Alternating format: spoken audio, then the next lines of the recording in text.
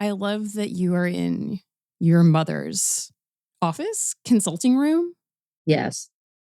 Can we see the couch? This is not the couch she had when I was growing up. That couch is in my office in Oakland. She put her old couch out on the street and I flipped out and then hired a very stoned man to drive it to me in Oakland. And that one is midnight velvet blue. This one is dark red velvet. My mom likes a velvet couch. I like a velvet couch. Yeah. Why not? You have to lie there 5 days a week. Make it plush. It's a little decadent. It's a little Victorian. But she has no weird classic Freud carpeting, you know. So I think the velvet is the compensatory mechanism there. No tribal masks or anything like that either, right? No, just small Melanie Klein figurine, some stones and rocks, lots of artwork by one of her best friends, the artist Christian Garnett. So beautiful artwork, but otherwise rather simple. A lot of books on Melanie Klein, let me tell you. I did see the picture with all of the Hannah Zeavin and whatnot. I was thinking about the Mother is Medium as I was getting dressed this morning, and I was like putting on jewelry, and I was like, of course, these are my mother's earrings. Like that sort of like sense of being, I don't know. I mean, my mother is very much alive and I talk to her all the time. We're very close, but there is that sense, I think sometimes that I like bedeck myself in her. Yeah. When I go face the world. And I was thinking also, I was like, we know your mother. Yeah. We like everybody at Ordinary Unhappiness and spouses of Ordinary Unhappiness. We all laid on a couch, in fact, in Patrick's office, and took her class on Melanie Klein. Yeah. So just layers upon layers of mothers as media. And my mother as media for you. Exactly. Yeah. I mean, we literally had, so Patrick's office, Hannah, I don't think you've been in Patrick's office, but it has 5 screens in it. And we're up to 7 now, Abby. You're up to 7? Yeah, okay. Up to 7, not including tablets that are magnetized to things, yeah. But they're all on these like boom arms. So we had your mother actually like facing Patrick, who was in the office chair. And then we swung another monitor of her, like one of those big curved monitors on an arm. So Dan and Mahalia and I were watching her on a different screen. It was, so I feel like that sort of describes my internal world. Your internal object world on 7 different screens. I mean, not gonna lie here either. Even having her dispersed across all those screens, I found myself more like in tune with, or like finally understanding aspects of Klein's like work and its clinical practice in a way that I've taken other classes on Klein, in other contexts and other, but this was just a category apart in terms of the education I received. And I just don't think I then went on to do a class for Bisser on Klein, but like I could not have done that without Lynn's sort of like maternal presence. And Abby can invoke like putting on like actual physical ornaments and stuff. For me, it has to be a little bit more abstract, I guess. But like I do think of her pretty much every time I have to try to make those texts somehow accessible to people who are otherwise just totally mystified or distressed by them. That's so nice. I'll be sure to tell her. She just finished teaching another class for the Psychosocial Foundation on loss yesterday, a few days ago, which was very Kleinian. Yeah. And by the same token, though, I should say, I now feel much more equipped, but also sort of very Kleinian, very eaten up by questions about the figure of the mother more broadly, and like the different senses of existing in relation to her or to her representation or whatever it may be, thanks to the book that you've written. And I don't want to like, I was thinking, and I'm dreading, I didn't want to fall into the trap of, but I still found myself anticipating how in talking about this book, you might wind up having to have a lot of conversations with people who you're like, how do you manage screen time, right? Or is this book your child? Or where is your child in this book? We won't do that. And that's why we're getting it out here in the open. But I think what I'm also trying to say is that I think this is a text that's going to sit with me and going to continually be something that returns unbidden and also in really provocative and generative ways for me whenever I teach other, and not just Klein, but whenever the question of maternity and also the question of media come up. It's just it's a banger of a book. You did an amazing job with it. It really is. And I'm thinking about learning about Klein and internal objects from your mother, and the way that nuanced and textured some of my ideas of that kind of vocabulary and how it plays out in the psyche, in the world, however you want to put it. And this book does that with external objects. Like there's something really remarkable. And I confess that as a non-parent, there were some technologies that I had just never heard of, or I was like, I think I always thought a snoo was the same thing as like assembly. Yeah. So it was, but just the ways that you work with the overdetermination of the external object. Just so remarkable. I mean, I'm happy to play ball like on the overt questions. I do have a 5-year-old. I wrote most of the book before he was born or when he was very little, because of course, by the time he could walk, I could really no longer write the way I had been writing before. Yeah. The book wants to look at two sets of external objects. One is the kind of externalized discourse of quote unquote the mother, but also the nanny, but also the absent father in the mind sciences or in the PS sciences. And then on the other hand, yes, like an entire technological regime for how to extend the mother, augment the mother, because after all, starting in the 1930s, families were told that they had to reproduce themselves, even though, of course, they weren't and are unable to. And this is one of the ongoing crises of labor in the family, where the image of the family as like a nuclear, immutable structure is A, false, and B, a nightmare. Meaning historically, that is not the history of the US family. And being trapped by an image that butts right up against lived reality is a kind of nightmare for people. And we see that all the time, whether that's the kind of neo-trad wife mom, TikTok and Twitter and Instagram nightmare, or also sort of the withdrawal of all forms of social support, not that we had many in the United States, right? This kind of collective punishment of caregivers.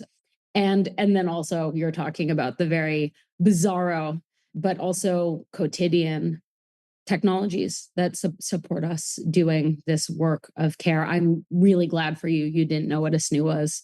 I had to learn about it, not because of the 5-year-old, but because it's my work. And it's kind of a nightmare, but it's not a nightmare to want relief or the ability to sleep or the ability to reproduce yourself so that you can be productive the next day. But it's indicative of the nightmare we live in which at 3 weeks, whether your body or your entire life upended or both, people are made to go back to work, and 3 weeks for some is not even on offer. Of course, it's those people who don't probably buy a snoo because they cost more than $1,000. But we can get into that nightmare technology whenever you want.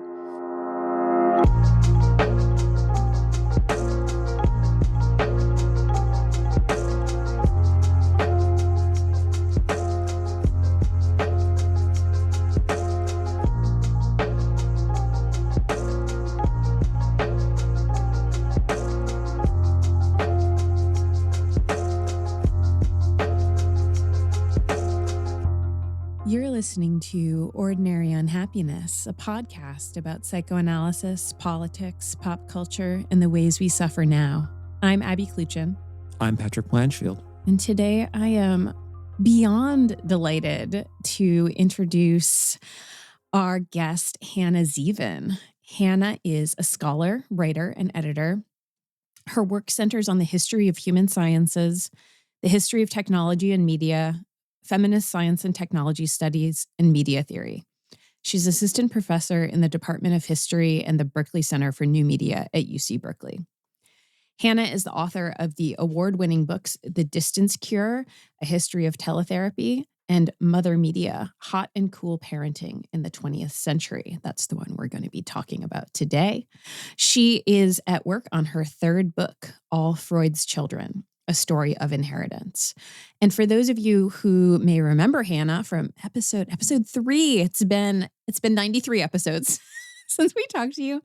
You will likely know her because Hannah in 2021 co-founded the Psychosocial Foundation and is the founding editor of Parapraxis, a not so new anymore. I'm looking at this bio, a new magazine, and becoming, what's the right word for? Established. An established magazine for psychoanalysis. Hannah, welcome to the show. We're so happy to have you. Thank you so much. I'm so happy to be with you again, 93 episodes later. My goodness. So we want to talk about the book. We loved the book so much. But before, I think our listeners know that OU is a collaboration with Parapraxis. We have a lot of listeners who read the magazine and who take the Psychosocial Foundation seminars. But for those listeners who maybe aren't as familiar with the magazine and with the organization, the Psychosocial Foundation, can you give us a little bit of background, how they started, the intellectual and political commitments that underwrite them? And can you give us an update where the Psychosocial and Parapraxis are now? Sure. Thank you.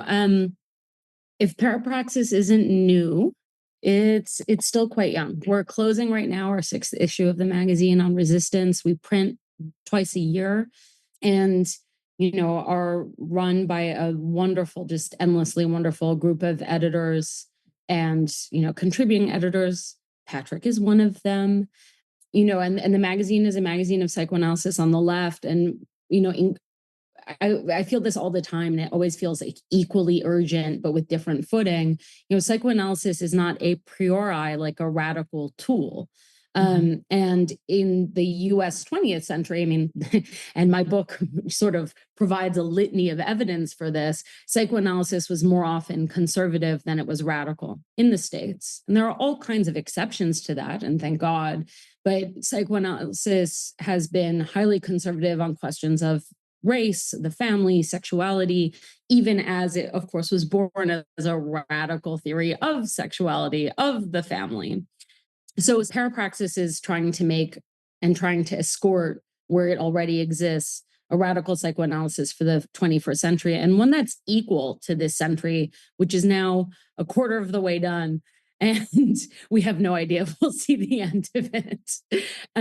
So that's the magazine, and it's great. And I would love it if you all subscribe to it or just check us out online because we have no paywall, which is part of our political commitment to economic accessibility. And same over at the foundation, which was started as the nonprofit that houses that magazine, but quickly became a center for psychosocial education. We run a biannual seminar in tandem with the magazine. So we just finished our resistance seminar and are closing that issue.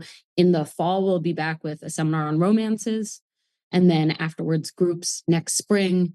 But we also have short courses. The next one is by Donald Moss on sadism and evil, which has zero resonance with the present, obviously. And just started another course by Ari Linsker, who's a clinician in New York City, on echolocation. And we do sometimes one-off events, etc. But we also do some clinical work now, which has been really exciting. So I'll just say that for listeners. I think it's important to know that we've started a clinic that's slowly growing for free and low fee treatment, and also some other supervision groups and things like that. So you can check all of that out on the web, as the very adults say. What do the kids say? We'll put it in the show notes. So it'll be in the show notes, says Abby. I would feel remiss in saying that I still am also returning to, actually, Abby and I both said it, and as did Dan, in many installments of the first sort of collective seminar, The Family Problem. And the material in that was fantastic to begin with, but even just the articulation that is contained in the title, the idea of the family as a problem, seems so germane to things you've already been talking about, but also just to the construction that's at the heart of this book, namely the question of how this thing that's called the family, in which the role of the mother is sort of the the tent pole, or also maybe I have a vision of like Atlas carrying the world atop his shoulders or something, but that it's actually, I feel like Sisyphus might be the Yeah. more accurate boulder related image. Yeah, she's long suffering, whatever she is, and she's doing a whole lot of work, psychic material and otherwise, but that this is all within the context of, well, underscoring how the family is not a given thing. The roles in it are not given. They are continually being constituted ideologically, but at the mercy of economic forces, etc. And it's a kind of ongoing triage or chaos that is also a site where systems of power, social expectations, and material things like technology have a very determinative and sometimes outsized role in shaping how people are produced. And one way in which I think some of our listeners can have a point of entry into your text is that it really is it showcases and explores how psychoanalysis can offer a way of thinking about the construction of the family as a dynamic process that is like a problem in the sense of it's being generative, the way a math problem is, but also is freighted with all sorts of problems and is problematic in the way that, things that we call problematic are. And so on that note, I think we would love to talk now about the book specifically. Yeah, absolutely. Absolutely. So we loved Mother Media. As I emailed you, I actually was like, I'm sending you questions late because I have too many. I have to cut them down because there's so many specific moments and theorists that I really want us to talk about. But first, especially because the book is not out yet, we would love to do some ground clearing for our listeners. So can you outline the overarching argument of the book for us and gloss a couple of terms, especially these key ideas of medium and mediation? I mean, these are, as we say, like probably too much on this show, these are terms that are overdetermined. And just the very ideas of a medium or media, these are workaday words, right? They have everyday language, senses, and resonances. And Mother Media itself pivots on this double argument about the mother as medium and media as mother that you work and rework throughout the book. These interrelated ideas of a parenting theory of media and a media theory of mothering. So I'm hoping we can unpack the connotations of these terms on a really basic level for a bit and address some of the plural senses that our listeners might associate with these words. And can you tell us then a little bit about this double argument about what it means to conceptualize mother as medium and media as mother, and how you came to understand these two stories as so inextricably interrelated throughout the 20th century? Sure, let me try. It's like the best PhD exam again. But I think the best entry point to the book sort of scaffolding argument is this. We all have seen, I would bet on it, a mom who knows she's violating the social compact by having her kid in a space. And that's a new social compact, right? Yeah. And I got yelled at in a otherwise very positive review for using words like compact because moms don't know what they mean. And I was like, frankly, that's a little misogynist because I think they do. But, so like mom is at an airport, maybe at a restaurant, and maybe her childcare fell through and she's trying to perform a piece of productive labor, but has to also at the same time be doing something reproductive. Sometimes it's that mom's trying to do two reproductive labors at once, do the dishes and also get dinner on the table in front of guests, and there's a kid. Yep. And what follows is either people being chill, blessedly, about that, where the mother hands over, whether it's an iPad or some kind of media form, or people are not chill. And in fact, they make faces. They are judgmental.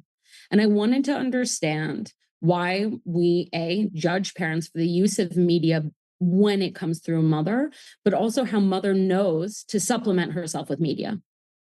Because those are cultural techniques, both the judgment and the idea that you can supplement yourself. And they're so naturalized as to be basically disappeared from view. So I'm a historian of psychiatry, broadly defined, including psychoanalysis, because that is its US history, and technology. And I began to look for an answer to both. Why does mother know to hand over an iPad as a cultural gesture? And why do we think we should judge the mother? And it turns out that the answer is this double argument. On the one hand, starting in the 1930s, we have this explosion of research on mothers and children. We can call it mother-baby interaction. That would be slightly anachronistic. We can call it attachment theory. We can look at it in terms of behaviorism and how you kind of condition a child. All of these really different kinds of PSY scientific research are emerging, have their antecedents in the war, in World War II. And for no small reason. It's because mothers and babies are separated. It's because it's difficult to do experiments on children in extreme duress. But suddenly there were a lot of children available. They were available in the UK, they were available in France, and they were available in the US, as well as many other sites around the world.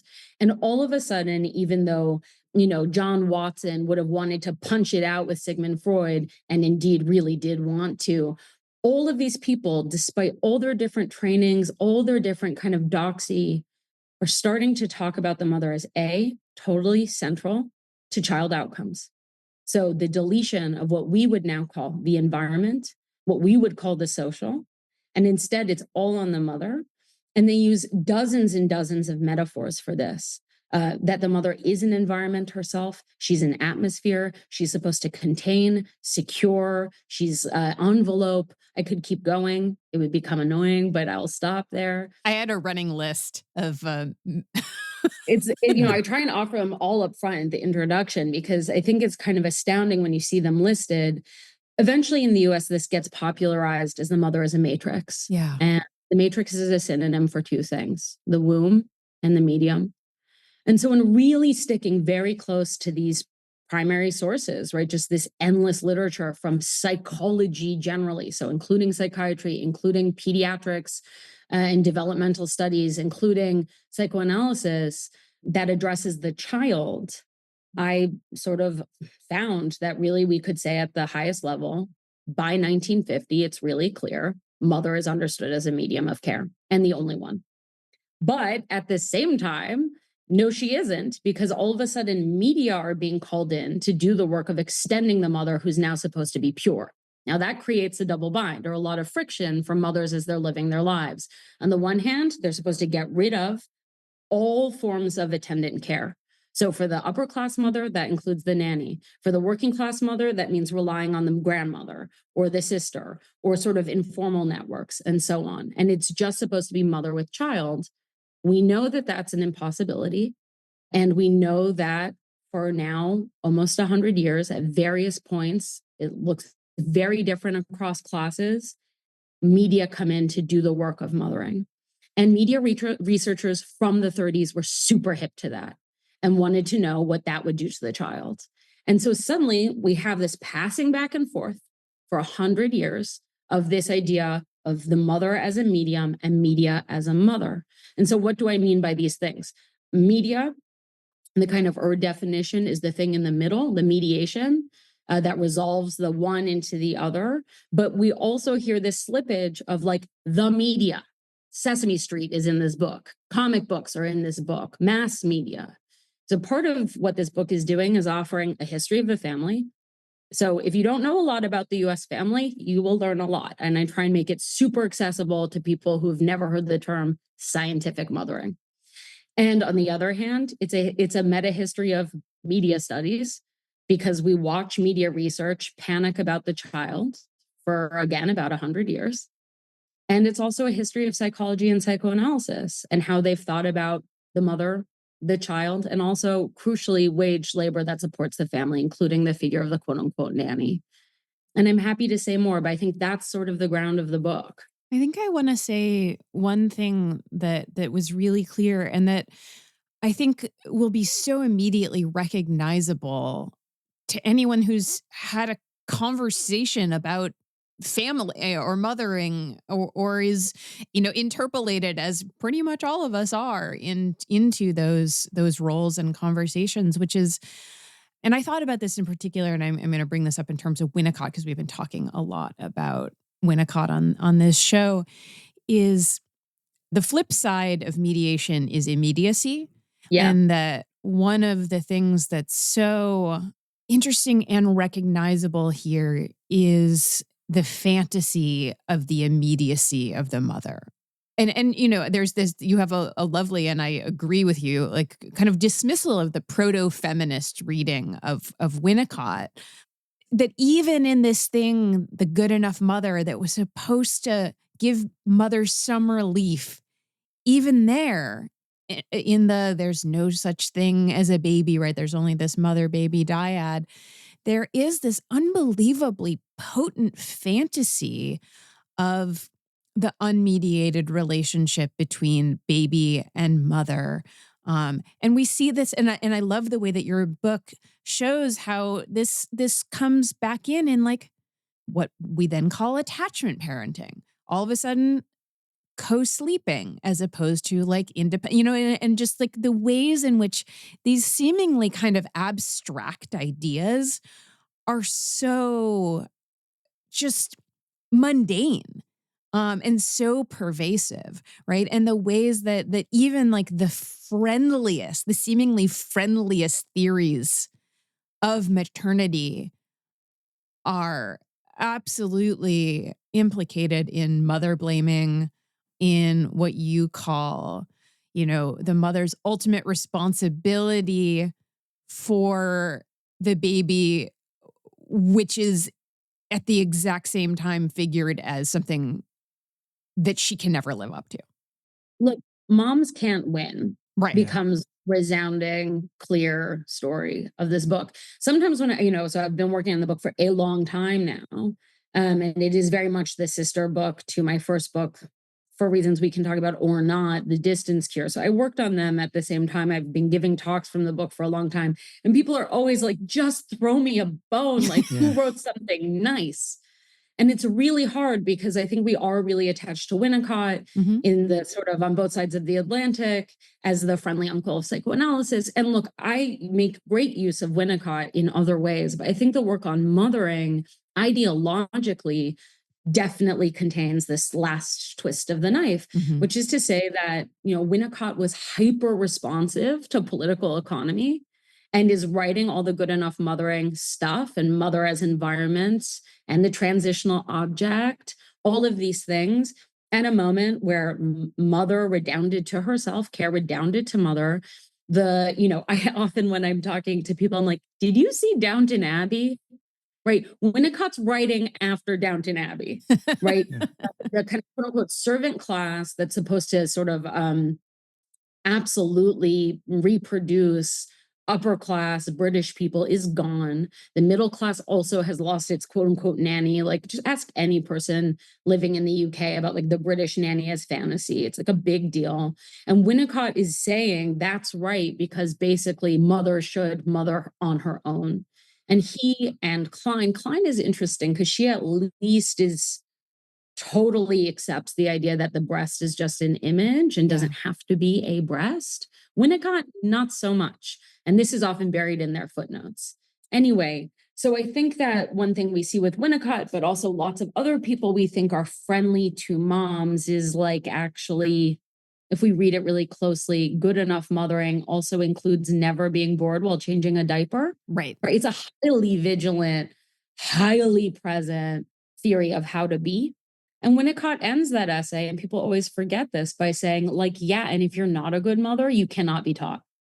So, I think, again, there's lots I love in Winnicott, especially his work on breakdown and as a kind of handbook to mothering, and especially someone with, in the parlance of the day, a giant fucking platform, right? This man was broadcasting on the BBC once a week for dozens of years, which I write about in my first book.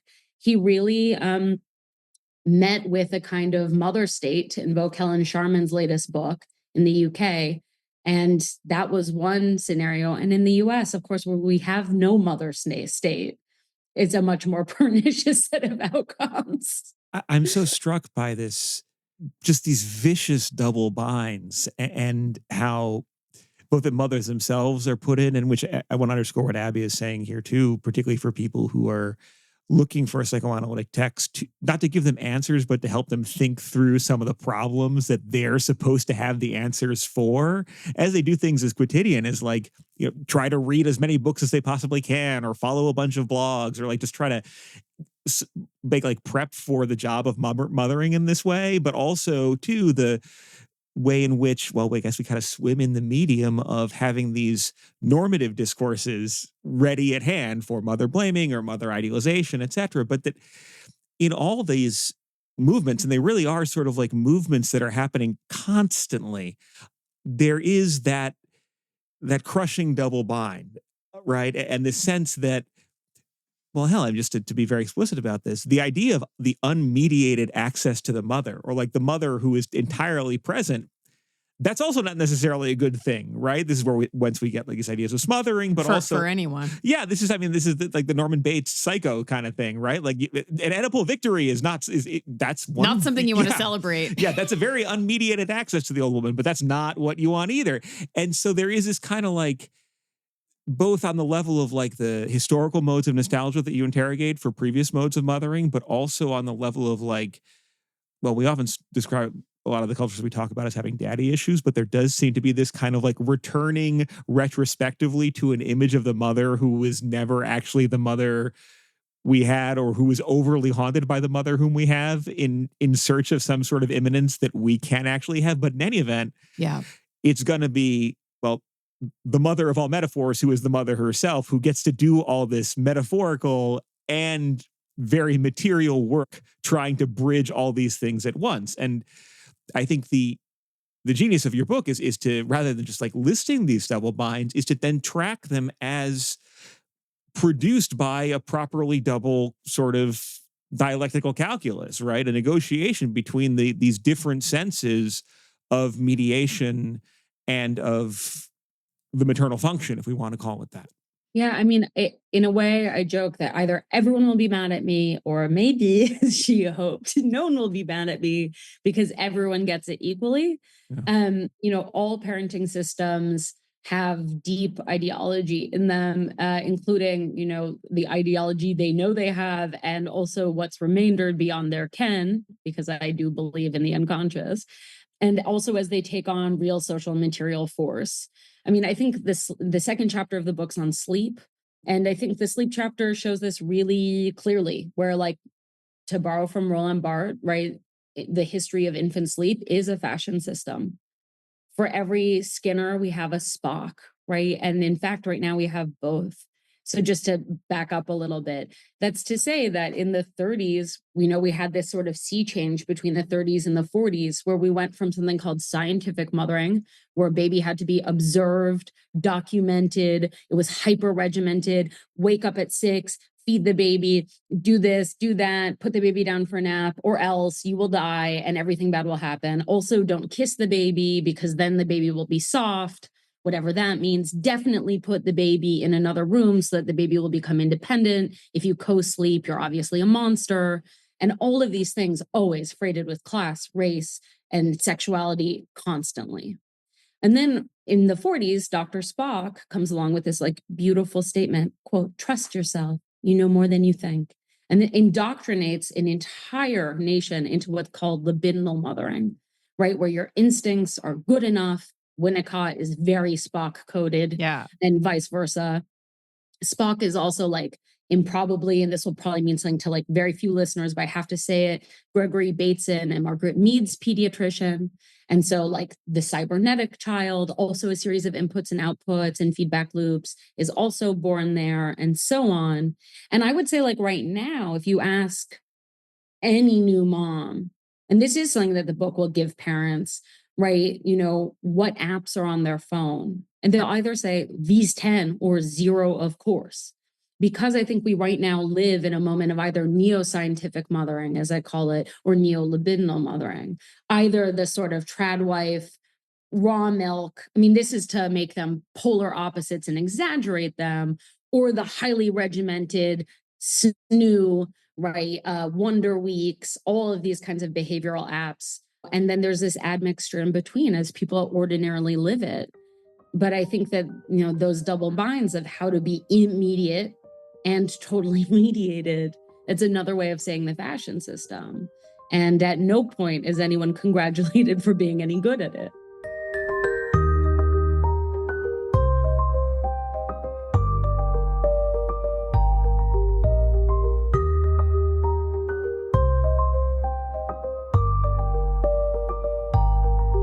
So, I mean, I think that we've all made it clear in various ways that the book is about this sort of seemingly infinite series of double binds in which mothers, by which I mean like real mothers, but also imagined mothers, fantasied mothers, the double binds in which they find themselves, especially in this history that you're tracking, that conceives of mother as medium who's ultimately responsible for like the quote unquote output, right? That is the child, and thus for any perceived deficits also in that child. Can you talk to us about the idea of what you call hot and cool mothering, drawing on McLuhan's theory of hot and cool media? I think this is going to give us a way into a broader discussion of some of these double binds. Because, of course, one of the things that, even if you're not familiar with that framework, you can hear it in the metaphor, right? The idea that like there's only ever too hot or too cold. There's no just right? So like mothers confronting this question of like what degree of closeness to the child is just right are inevitably doomed to fail. And so this implicates everything from ideas of, quote unquote helicopter parenting to managing screen time. And as you point out, I mean, just now, but also throughout the book, these conceptions have also always been coded in terms of both race and class. So can you talk to us about the hot and cool parenting language? Sure. I mean, I can also just say, because I think it's fun to know. So this is the third chapter of the book, Hot and Cool Mothers. It's why the book is called Hot and Cool Parenting in the 20th Century. It's totally a McLuhan thing, not because I'm a McLuhanite at all. I'm a historian, but he was also super, super popular. Yeah. So that like McLuhanism, my friend Anna Sheckman just told me, became like synonymous with Americanism in France for a time, which is kind of astounding, like McLuhan as export. And, there's beautiful work in the field on trying to revisit McLuhan right now. But I'm really looking at this period, again, 30s to 60s, where, yeah, I'm sorry to say it's another horrible story. That chapter, which is also the first, it's where I really figured out the argument for the book. And it's in a way what I wrote first. And I had to throw out a lot of another book that doesn't exist anymore once I hit that. You know, Starting with, we know these things socially, they live on. I look at someone named Leo Kanner, who is responsible for coining, as you do, Kanner syndrome, which now we would call infantile autism or autism in the United States. It's the same moment as Asperger's working in Germany. And Kanner starts to come up with a ton of different sort of problem mothers. He's working just before Spock, and he's like, basically, if you are overattached to your child, this is the smother mother, one of his coinages, you're horrible, and your child is going to have all kinds of issues. The issues they mean, of course, are horrific in terms of ideology. They're thinking about queerness as an issue, even, trans children. So Jules Gill Peterson's book, Histories of the Trans Child, is essential there. The child's either going to be over-related or under-related.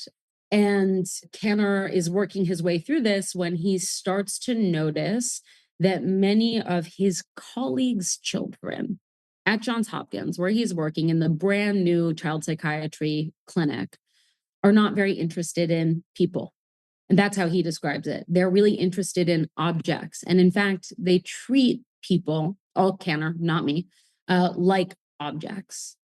And then Kanner immediately tries to think about a new etiology for that appearance in a child. And he's like, 100% it's the mom. It's that she is overeducated and she's cold. She's frigid. And so we have these kinds of immediate assumptions about the overeducated mom is not down to fuck. She's too busy reading books to actually interact with her child, and something of her mind, this is the medium thing again, right? Like, or her ways of being have produced a similar child, like begetting like, cold begetting cold. And Canner gives this like massive interview to Life magazine. We really have to remember the media ecology at the time in which we're starting to understand what a media ecology is. Like, Ladies Home Journal and Life magazine were massively read, and all of these experts are constantly in them, disseminating what it is to be an American parent to an American mother, so called. And he's like, you know what? It's an icebox baby. It never defrosts. And through a messed up game of telephone that eventually goes to Bruno Bettelheim, that becomes the refrigerator mother. That's the mother cool. And on the other hand, Canner, but many other people, and you can read the book or you can just read that chapter, begin to think about hot mothering, whether it's the smother mothering, but very quickly it becomes a Black mother who in fact has no, again, not me, but in say Monahan's words, has no partner, right? It is both too masculine and too sexualized, right? Overwhelms her child, makes it delinquent, and so on, and is in fact responsible for, say, the crisis of the Black family. And so you have this suburban white mother at the center of her cold appliances, being overeducated, being cold, not being feminine enough one way. And you have resulting in autism. And you have the Black mother who gets coded as quote unquote too hot, and the trouble her children face, which eventually gets coded as schizophrenia. And one thing that's happening across this period, and I'll get to McLuhan finally in a second, is that autism becomes understood as a white-only illness, white-only mental state. And schizophrenia becomes understood as a Black-only mental state. And, I can never recommend the book enough by Jonathan Metzl, which deals with how schizophrenia becomes a Black illness in this country as the quote-unquote protest psychosis, as a way of locking up and incarcerating in the asylum and otherwise Black men. But it's also important to say how autism became a white-only illness, as, by the way, autism and schizophrenia used to be understood as the childhood and adult forms of the same illness, also become disimbricated. And at the same time, this is the McLuhan bit, we now have a theory of media hot and cool.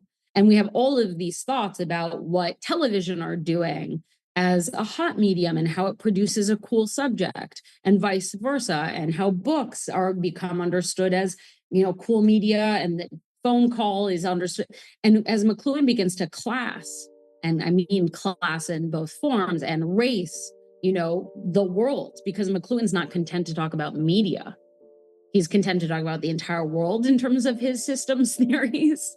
We can hear more than just an echo because they're being derived from the exact same moment, and they're being derived from the massive shift that the family is undergoing in that moment. And so I really try and read these histories of psychology over and against a new theory of media, because I argue they're really two sides of the same coin and being used hyper coincidentally to diagnose the very same problems. One as mother as media, and the other as media as a mother.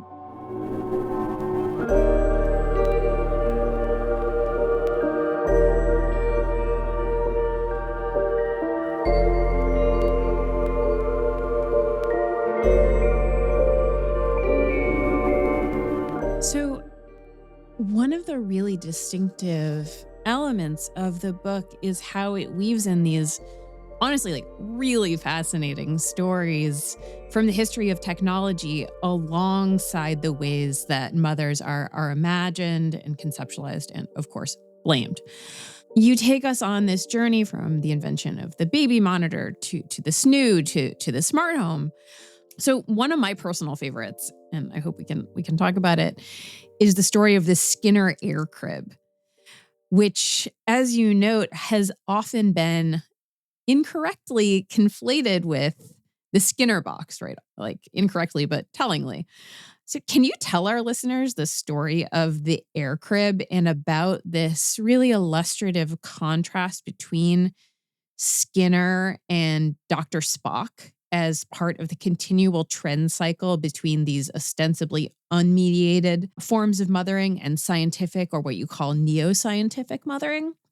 And can you talk a little bit about the idea specifically that you already alluded to of smothering as a species of mother blaming, from its metaphorical connotations to the like really shocking relationship you describe between the advice of Dr. Spock and the phenomenon of sudden infant death syndrome? Yeah, it's like when the worst thing that can possibly happen is, you know, also just a wild history. Sure, so much there. So let's just take the air crib.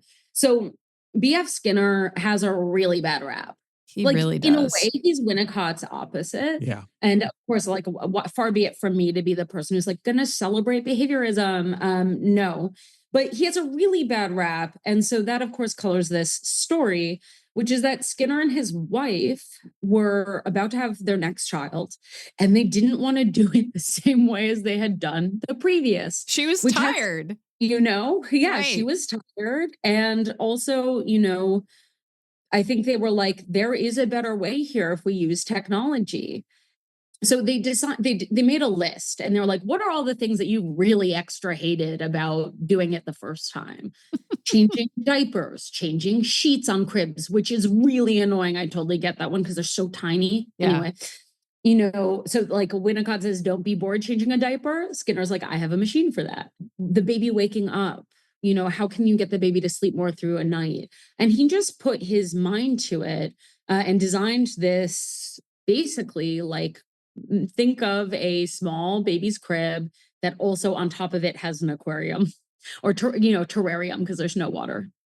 And it's not so high tech, and I've seen them in real life. And in fact, if you're rich and you love me, you can buy me one on eBay. Please let that happen, because they're sold on eBay all the time. But basically, it's a normal crib bed, but underneath there's like the way we have those reusable paper towel cranks. Yeah. Yeah. And after every so many uses, you wash. The crib also had a thermostat and was temperature controlled. That matters. And we can intuit this, that going to sleep colder is better for babies and all people. But if you're too cold, you wake up. Mhm. And so basically, it could warm up the crib across time to keep the baby asleep longer. And the baby would have various kinds of entertainment in the crib, often not high-tech entertainment, like sort of low-tech entertainment, but it didn't need any swaddling. And, I spent a lot of time looking at the way that families used this thing. Skinner was profiled in Ladies' Home Journal. Tons of parents, desperate, wrote him and were like, can we have one? We want what your kid has. And in Ladies' Home Journal and in Life magazine, there was a huge spread. Again, you have to think about the media ecology of another child in one. And Skinner's getting dozens and dozens of letters, and a number of people are producing them for him and sending them to American families. And then families are sending him images of their kids.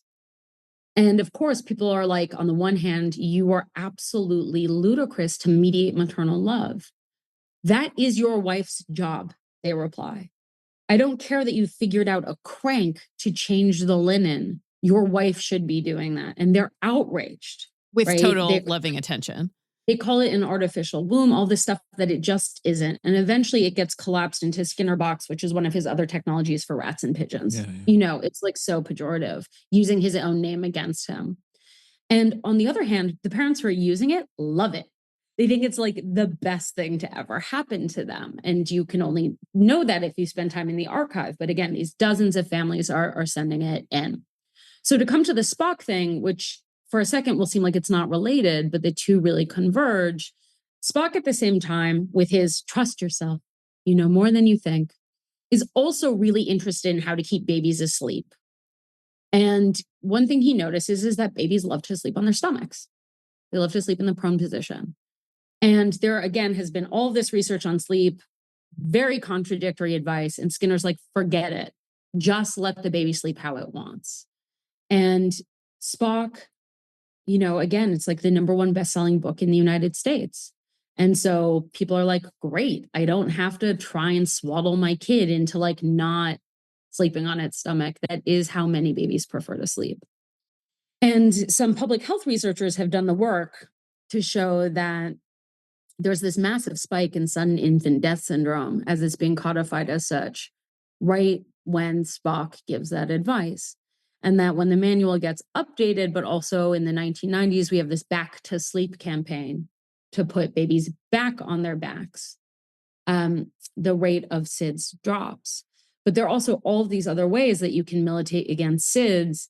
This is we can talk about this if we want, I guess, but suffice it to say, this was one of the things I was most concerned about for family history reasons and having my own child. I don't take this history lightly at all. All of a sudden, the rate drops again. And one thing that's revealed in this Skinner archive, and I found really moving, is that Skinner had always said, the thing that is great about this crib is you don't need anything else. You don't need the transitional object. You don't need bumpers. You don't need to swaddle. You don't need blankets, all of the things that do contribute to SIDS. And all of a sudden, parents are using the Skinner air crib correctly. And so you see this mass transformation in the way parents actually used it as there's more and more information about SIDS. But of course, like only 1,000 or so were ever produced. And when we look at the SNU now in our moment, part of what the SNU is selling parents is the fact that we'll sleep train your child. Part of what it's selling parents is that it will let parents sleep. And of course, everyone wants to sleep. I love to sleep, and it's not my kid's fault anymore. It's everything else. But part of also what they're selling is safety, mechanized safety. And Skinner had hit on it like 50 years ago. And so one of the things that's really, it's a very terrible lesson, is that when parenting advice becomes endemic and widespread and understood as common sense, and indeed Spock's book is the book of common sense, it can be lethal. And there are a number of moments in the book where I detail something we think we know how it was evinced or how it's evidenced, including, say, like shaken baby syndrome. And it turns out then the science changes its mind. And I think those are, they're not the only painful moments in the book. There's an entire chapter about mothers and infants in prison. I think that will take that title, but it is one of the really shocking things to discover is that parents are really doing their best. They're doing their best with the information they have, and often the information they have is just totally bunk. I find myself also thinking in relation to the chapter that we're about to talk about that you alluded to, but also vis-a-vis the phenomena of SIDS as it's constructed, but then also the starkly differential logics of parental blaming and or legal interventions, which are then levied against parents who have to encounter this, who suffer this tragedy, and the marked ways. And I know about this from some of the work I've done about the children in violent households and domestic abuse, et cetera. And, it is incredibly both unsurprising, but also a gut punch to look at sort of the mechanisms that are taken against quintessentially poor Black and brown families when their children die in these moments, right, in these tragic events, versus white parents who were understood. I mean, obviously, they have experienced a trauma, but they were trying their best, right? And there is this sort of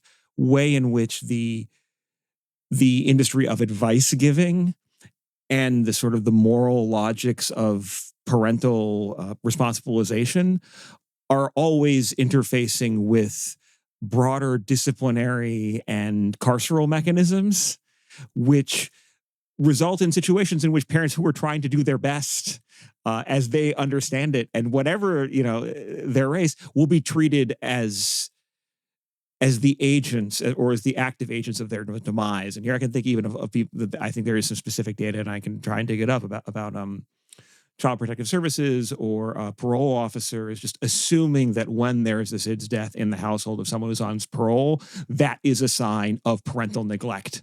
Whereas, in fact, if they're reading Spock closely, they may have been swaddling their child a ton, right? And that is, again, another way in which I think we can see, and it's a recurrent theme in the book, that the construction of the family and the supererogatory, that is to say, above and beyond the call of duty, positioning of the mother within that it's never just about science as an abstract discourse, nor is it ever even really just about the participants in that space. It's also about other logics of social control, social reproduction, and social liquidation being brought to bear.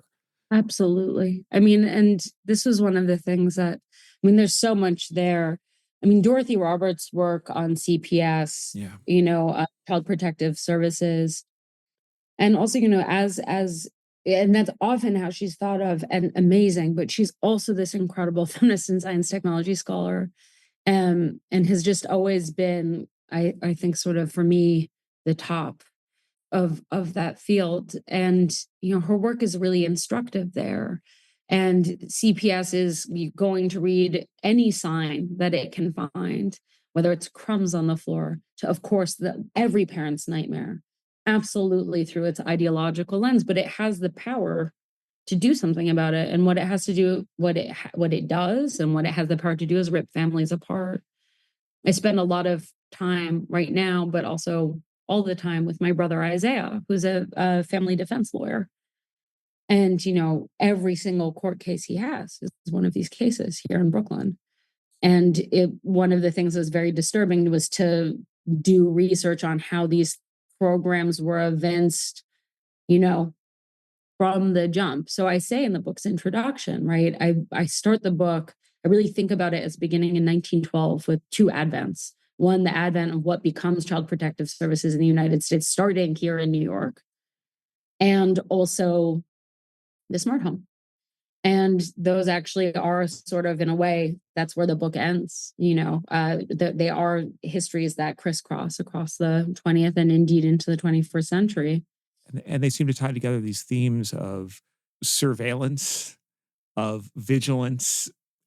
And again, that is differentially distributed onto the individual members of a family, the mother in particular, but also the family as a site of downright panoptic intrusive surveillance on the part of the state in certain cases, or as a market for surveillance products.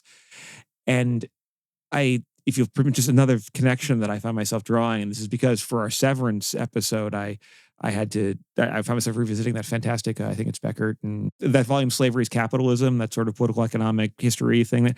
And there's the chapter in there by, I think it's Dana Rainey Berry's chapter on human capital and enslaved mortality, which I think is, among other things, offers a stark as a balance sheet accounting of the material life or death stakes of ensuring the reproduction of a slave workforce once the international slave trade has been abandoned. And what that means more practically is hedging on infant mortality as a loss for slave owners, but also for the people who then 2 or 3 levels will financialize that. And that does extend up into the North too. No one's hands are clean there. But also it speaks to something that you also very much acknowledge in the book, namely that in this country, in the US specifically, there is this profound history, or at least there's an investment in alienating children from their parents and alienating and splitting the mother infant dyad in certain cases, whether it be through, sending indigenous children to boarding schools, right, to kill the Indian with him, or, literally treating the children of chattel slaves as, experimenting with how far exactly they can be alienated and when, right, in order to maximize that type of productivity. And that sort of history and its many dimensions, again, of surveillance, of hypervigilance, of responsibilization, of differential logics of blame, seems so much to haunt and then come explicitly into being when you get to the last chapters of the book. That's also very much where the book begins, if we want to also return to this quote unquote figure of the nanny, in thinking about all of the ways that natal alienation, this is where I use the term subtending compact and got into trouble, but I believe that that's is the foundational ground of family life in the United States, both in the antebellum South, as it works across the US, and also in terms of genocide and the destruction of indigenous family ways of life and kinship structures. And that is the ground of the US family. When I teach that class at UC Berkeley, I mean, it's a long 20th century class, but we have to start there because all of the echoes, all of the systems, right? They're not like echoes metaphorically, like are set up therein. Absolutely.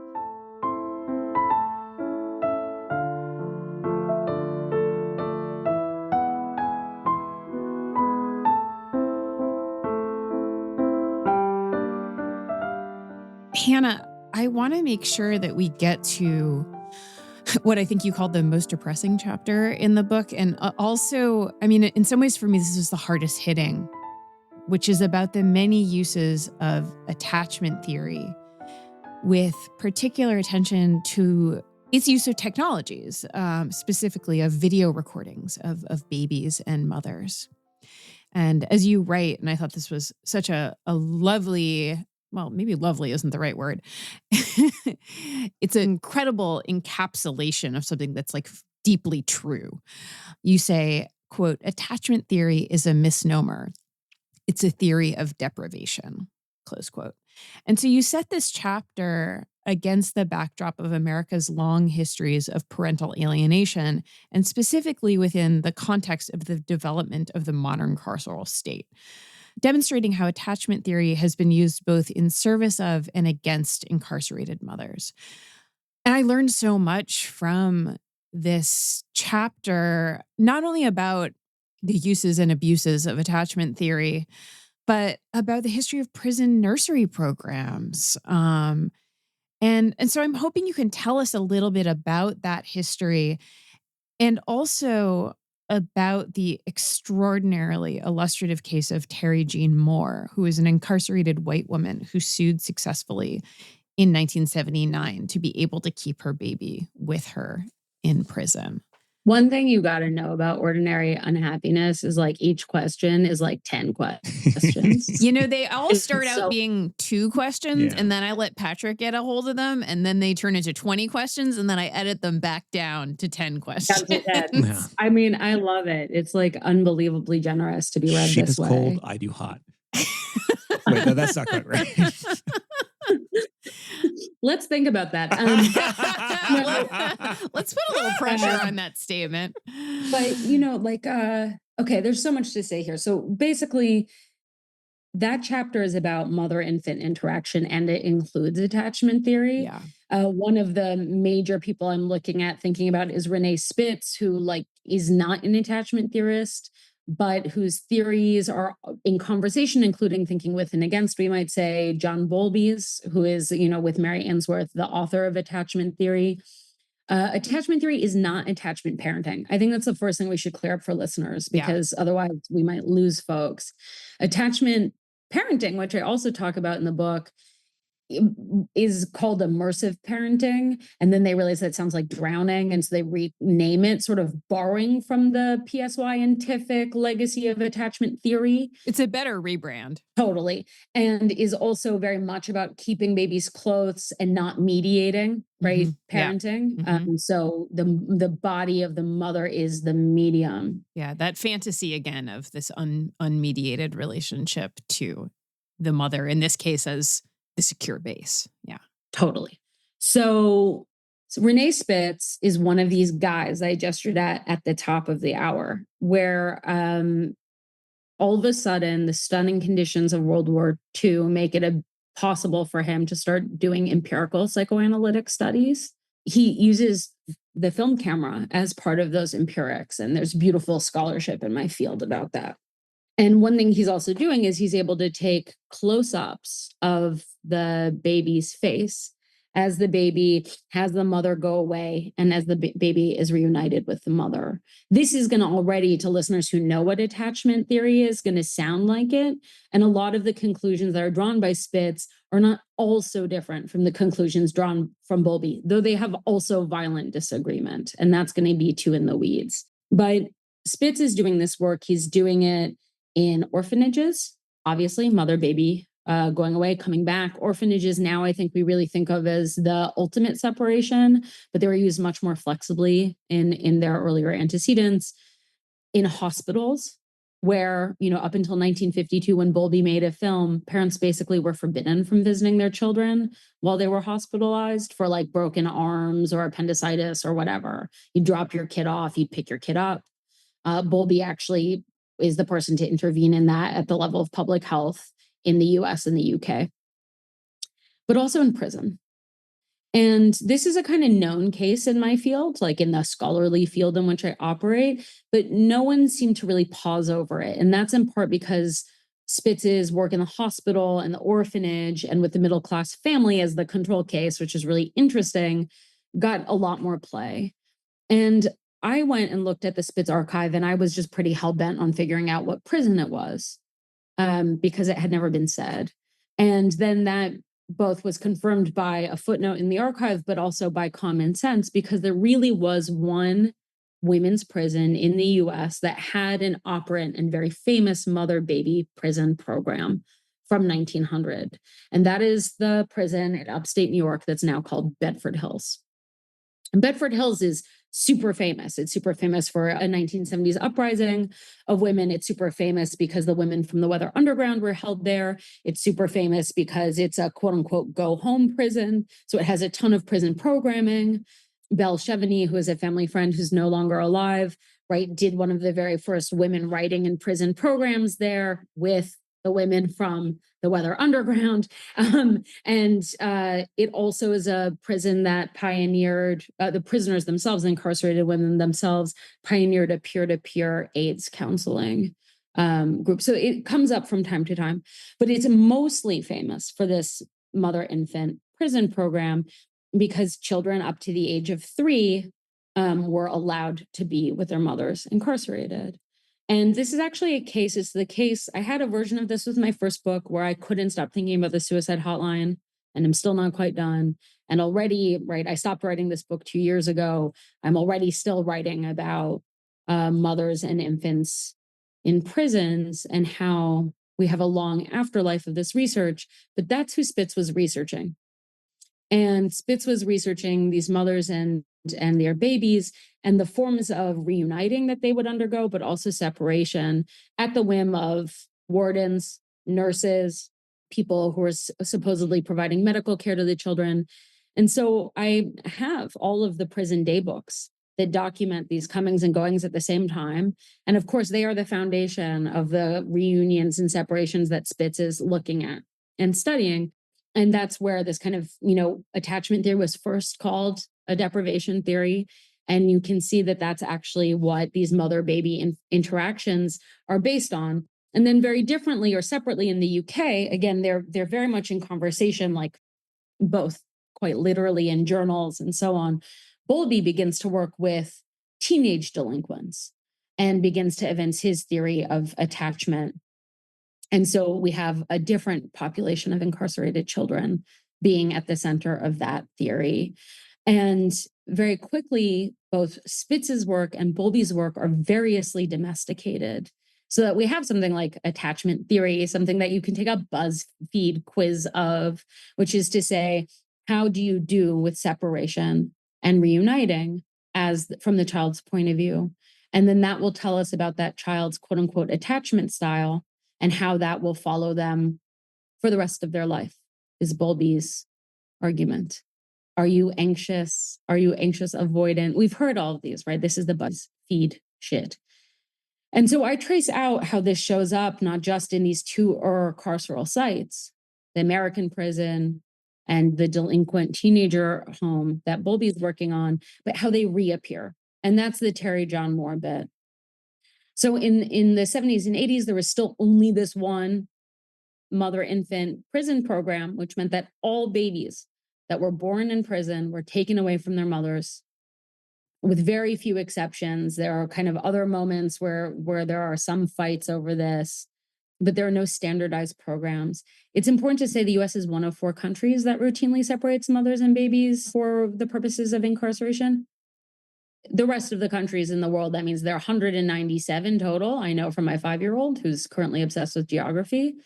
That's not a play, right? That's not a play. It's a profoundly US technology. Again, to return to what we had said, like natal alienation does subtend, whether it's at the border or in enslavement or at the, at the prison wall, the American family life.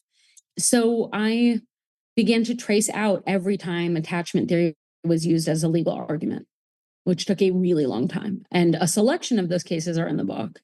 And the first is this case of Terry John Moore, who her lawyer began to argue that after she conceived of a child, she had, we don't know, consensual or not. It's very underfeatured and hard to figure out, but she had sex with a CO, got pregnant.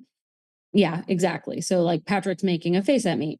It's never reported as a sexual assault, including in People magazine, right? Which actually became a very important archival resource because they were obsessed with the story. Do I have my own instincts and guesses given the history of women in prison? Of course I do.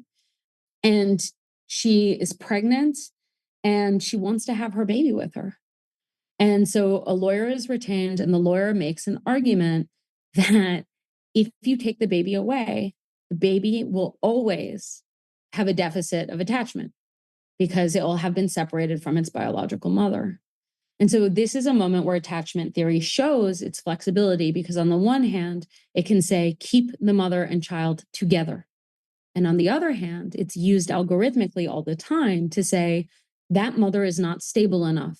Give that baby to a mother that will secure that child, not the biological mother. Any other mother will be better. And so the book, again, this is another fashion system, shows the flexibility inherent in making arguments against neo forms of natal alienation and family separation, and also shows attachment theory making the very same arguments. This brings us back in some ways to a double bind, right? Yeah. In the sense that here is this, and I don't want to do violence either to that or to your incredibly sophisticated analysis of it, but just to think how attachment theory is used in that on the population level to responsibilize, carceralize, and otherwise dispose of the usual suspects.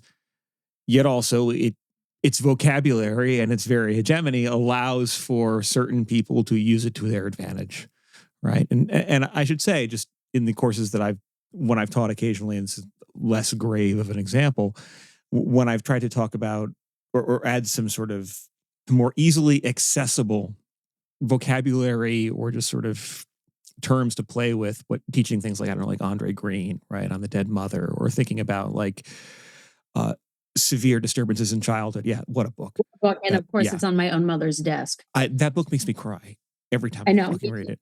Yeah. I mean, I know I'm very close with someone who has a prototypical dead mother, and reading the book not only is horrifying, and of course, Andre Green's dead mother is another cold mother. And I write about it in my book very briefly. Please. Can you, one of you, just because Andre Green is using that in a technical sense, just Andre Green and Patrick jump in because it's been a minute, because the book is so horrifying. I really end so close in this other way. I really have to remainder it from time to time to go on with life. And really, it's incredibly beautiful. And I think it's not an unapproachable text, vocabulary wise. It is emotionally very difficult. Andre Green is writing about himself. So it's a self-case study. Yeah. It's not said as much, where he's looking at the mother who has suffered such an extreme loss that she no longer has any vitality. She can't mother mediate. Yeah. Right? She can't be a medium of care. She is a lake of ice, Green writes. Yeah. And in his case, it has to do with the fact that his younger sibling died. Yeah. So his mother had been a totally present, vital, wonderful mother and then died psychically. Yeah. And so there's no more transmission. She is a lake of ice. And so it's yet another kind of pathology of the cold mother. No. But it's an extremely beautiful essay, and I highly recommend it, though it's extremely painful to read, about the psychological effects, of course, that has on a child. Yeah, and as we just did an interview with Sam Kelly of Red Medicine, right, about Winnicott and the nanny state, and the phallic mother that was Maggie Thatcher being precisely the person to destroy it, and then be like, oh, the only thing that exists is families, and then question like, well, what's the sequelae to this? And sometimes when I do this course on politics and psychoanalysis, I will invoke the Green's idea of the dead mother, which, and here I'm just going to compliment what you said with sort of another dimension, or I guess the other half of it, right? Which is what I take a lot of his work to be doing there, is like asking, what are the ramifications for the child's self-concept of having had a mother who is like, deadness is not literal, as he It's said. psychic deadness. It's psychic Yeah. deadness, but also it's a presence that is marked by an absence. Yeah. Right. And so it's a consistently present, The but living also dead. inscrutable. Yeah. And what that produces then, and I think in maybe some Winnicottian false self can come up here, or you can think about like burnout cases or something, but that it poses the problem of like how a person can come into being and mature having felt a loss that mirrors this loss that the mother had, but that is a loss that they don't quite know how to situate it.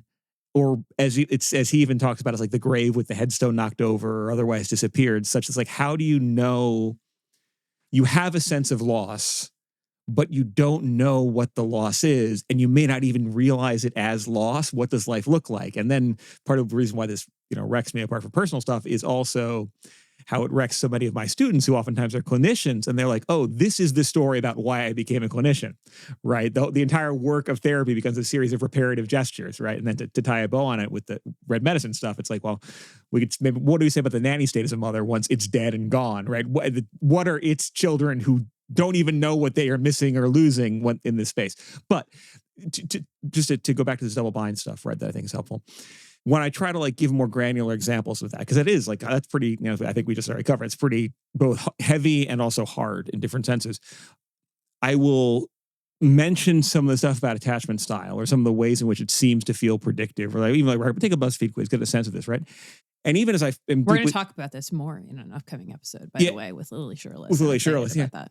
Yeah. But I've had students, and I've even had moments myself where they will feel profoundly seen or have access to things in their own stories which they would otherwise not be able to name or feel, right? And so again, there is this kind of double bind where it's like, oh, I am really trying to recreate this thing, or like I could never trust anyone growing up, and that's why I've made these decisions. Like there is this sort of painfulness of like working through what you have at the time, no matter how horrible its origins or even its present, to do what you can with what you're given. And I guess why I'm saying all this is to also kind of ask, and it doesn't have to go in the more depressing sort of tonalities that we may have already engaged in, but I'm thinking about how, with this book in mind, it's making me think anew in different ways about things that are happening, right? Like not just in like past history, but in history that is even past or that is in the present, right? And sometimes it's as spot on as, well, Amy Chua, the notable Tiger mother, as like substitute mother for J.D. Vance, right? Shows up in the book and is now in the popular discourse again. Or hell, whatever is going on with our favorite billionaire primal Earth fathers and their stables of mothers. Before we move away from Andre Green, I want to point out one of the things that we've been talking about in Hannah's book is what you're calling it, like the fashion system, right? Yeah. In the ways that there's this constant tick-tock back and forth from, hot mothering, cool mothering, immediacy, mediacy, and everyone is disagreeing except on one thing. And Green in some ways is like the apotheosis of this, which is the absolute centrality of the mother. Everyone disagrees on what that means, but it does, at the risk of sort of obviousness, I think it does bear mentioning that the through line is that despite these violent disagreements about how one ought to mother, what is the right way? What is the wrong way? What is too hot? What is too cold? What is just right? No one is saying that this is not the single most paramount relationship that there is. And that is one thing that you're tracing and, starting kind of after Freud, right? The turn away from at the beginning of psychoanalysis to the father as the primary figure. Here, all of these thinkers and, popularizers disagree, but the mother as medium is universal, right? And I think at the risk of being a huge bummer, although I feel like we've really kind of run that risk already and decided to embark upon that wager. Not only this entire history that you're tracking here, but even, the phenomenon of attachment theory, BuzzFeed quizzes, and like, so that you can figure out whether you're anxiously attached or avoidantly attached, or whether you're, lucky enough to have a secure base and be able to like form meaningful adult relationships and then pass on the ability to form meaningful adult relationships. It's like, there is a reason that we are so hung up on the figure of the mother, right? Yeah. And it's not just misogyny, although there's a whole healthy heaping of that, as we see in various forms throughout the book. But that not only the centrality of the mother, but this sort of input output. And you figure this like, so I keep wanting to say, Hannah, that you figure things beautifully, but they're often these like really horrific things. So it's not always the right word. Poignantly, elegantly. Let's go with elegantly. Yeah. It's like the cold umbilical cord. Sometimes the umbilical cord that is actually, has two prongs. And you plug it into the wall, right? It's a fiber optic cable. Right. Patrick talking about his students. We are shaped by the mother. We can't get away from that. We can't get away from this extraordinary double bind of total responsibility and impossibility of living up to that responsibility. Yeah. Yeah. I mean, there's no exit from the double bind. Yeah. What the book isn't trying to say, and I think you just summarized it so beautifully, including you're like, yeah, we buy it. It's the mother as a medium. Is this, is this just absolutely urgent communication from these really different fields that all seem to agree only on that one thing? But it's not because moms are like, whatever. But one thing that the book also wants to show is like, given that moms aren't whatever, and given that there is this mass agreement that the mother matters. And I also run through, we didn't even have time to think about this, all the ways that media then come in, right? We did the psychoanalysis and adjacent fields part. Yeah. Like there's so many other things to say about how then what begins to come in to help mothers after they've been narrowed, after they've been told you're in a domestic economy that is limited to you and the family wage earner, your husband, and your 2.2 in probably there's this 0.2 child. And now you've been moved to the suburbs by him and by the sort of mass funding for individual homeownership for some at mid-century. And part of the way that's sold to you is to get away from your own family, which is like both independence, but then you realize, oh, fuck, now there is no one to help you with your 2.2 children and so on and so forth and so on. But what doesn't happen is anywhere near the UK situation, right? Nothing comes in. And in fact, if mothers need help, right, we have this horrific idea of the quote unquote welfare queen in the United States and the quote unquote couch potato, which are actually Wei Wei Hu has a beautiful and horrifying reading of that in his most recent book. We have nothing is coming. And so instead of saying, okay, so like, some moms are not doing the best they can, and some moms are really violent or dead or have their own trauma. And of course that word is overused, but some people really do have it and so on. And some moms are just like kind of fine. And some moms aren't ever allowed to mother because CPS comes in and whisks their child away because they admit to depression in a court-sponsored therapy session, or on and on and on. We have so many different complicated ways that we mother at present. But no matter what, the misogyny intervenes in that story, I think is one way to say it, which is that the outcomes, the true outcomes, not the kind of fantasized outcomes, are so limited. And it's why one thing that's like so shocking is that we had this help me out with the pop culture. Chappell Rowan, right, was the pop star who got into trouble recently for being like, all the moms are fucking miserable. And we have like the mom whine o'clock thing. but we don't really, right? So this is like moms are either miserable or they're like literally alcoholic. Yeah. But we don't really begin to nuance all the ways that care forgot the family, or Mm. that care slides into control and destroys the family. And partially it's escorted by this stuff that I try and elucidate in the book. So it's not to say like, forget psychoanalysis, your mom is perfect, you just were mistaught. We all know that's also, I wish that were true, but it's not. You know, I'm sitting in a room where that happens. But just to complicate the idea that the mother is the only source, because we also know that's not true. The environment is a source. Siblings are a source. Class and race are highly determinant. Schools are a source. And what is really staggering is at mid-century, basically everyone's like, JK lol, it's only mom. We didn't even mention dad, right? And there's a whole reason why dad is completely absent. But anyway, I think that's one of the things the book seeks to do. And it's also to say, like, all parenting tools and techniques are such heavy freightedness and like basically do what you want, right? Someone wanted a version of this book that was an advice book, right? Like how much screen time. And I was just, that's not me. B, I believe in psychoanalysis, so I don't believe in advice. And it's kind of an either or. But to reify the kind of role of the expert when we see that this kind of parenting expert is just highly fraught, never felt like something I could do while also critiquing the very water that I was in.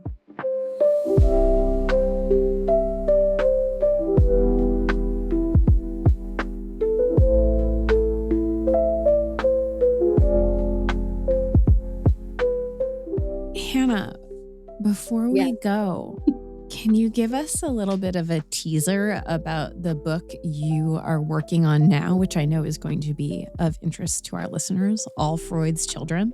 My pleasure. So it turns out I wasn't done with the family or done with psychoanalysis. And as has been gestured to only 500 times in the space of an hour and a half, I am the children of children. I am the child of analysts. I am all the children. Great paragraph. And for a long time, I thought that was a book, which I had lots of notes on going back 10 years now. I wasn't a book I would never write, or I'd have to write when my parents were dead and they're never allowed to die. So never write. And that was because my stepfather and my mother, who are analysts, practice in a pretty traditional way. They're pretty underfeatured on the internet. It's like really actually hard to discern any information about them. And then that ended because my stepfather was kind of notoriously doxxed when he wrote an essay called On Having Whiteness. And then, after months and months of death threats and also a sort of telling of that story, which has now appeared both in the Daily Mail and on Fox News, but most recently, Maggie Doherty and Harper's, my parents sort of gave up on trying to claw back a certain kind of privacy that they had ever had. And I also chronicled the story of Dawn's doxing for M+1. And I decided, with their sort of not permission, because that's not really how our relationship works, but with their blessing, that I could try and work on a book on the children of analysts, which is not to say that I'm in the book very much at all. And most of what is personal in the book is already actually out, and you can link this in the show notes to Composite Case, which was the earliest, very beginning of me trying to do that work, which was published in the first issue of Parapraxis. But I am working on this book for Penguin Press, and it really is about the famous children of analysts. I am not one.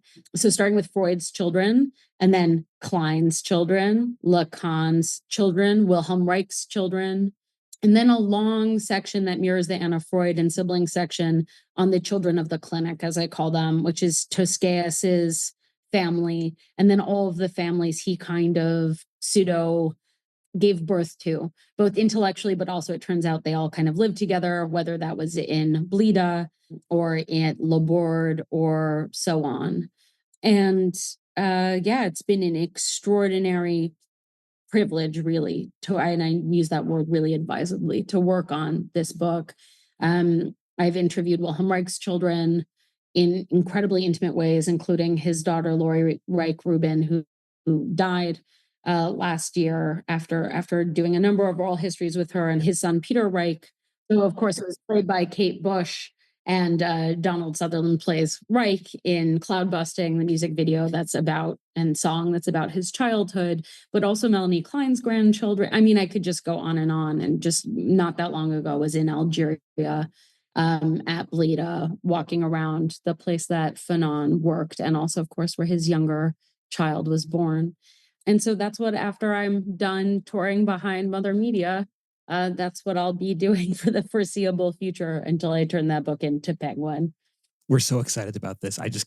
It's going to be amazing, and we can't wait to have you on to talk about it. It's so cool. Episode 199. Yeah, Whatever, let her write. Yeah. Right now. Sorry. We'll have you on hopefully before that, maybe. Yeah. Hannah, always. where can listeners find your recent writing, read the latest from Parapraxis, and learn more about the Psychosocial Foundation? Well, Abby, it would be my honor and pleasure if people went over to parapraxismagazine.com to look at them at Para, and the psychosocialfoundation.org to join us in our, again, free and sliding scale educational efforts, but also clinical efforts. The next piece of writing I have out is in M+1 later this month, in which I tell the story of, we didn't obviously talk about this, but of how I joined a possible cult of communists at age 12. And also my writing on psychoanalysis there, both the essay about my stepfather and more recently, the sort of crusade against Lara Shiha, which was in issue 49 over at M+1. Mother Media is available where we get media. And that includes, of course, any way you want to secure it. I'd be honored. And I think that's about it. Thank you so much, Hannah. It has been a total delight. And with you all, thank you so much. And really, the generosity of being read this way is totally staggering. So much so that 1 million hearts just went over Patrick's face.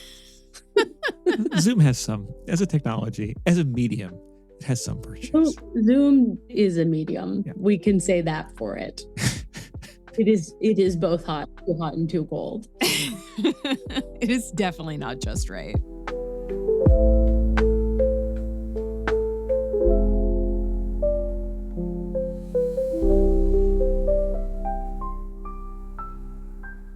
Thank you so much for listening to this episode of Ordinary Unhappiness. If you'd like to support the show, which is completely made possible and kept ad-free for everyone by our Patreon supporters, plus get 2 additional paywalled episodes per month, including our ongoing reading of the standard edition, head on over to patreon.com/ordinaryunhappiness.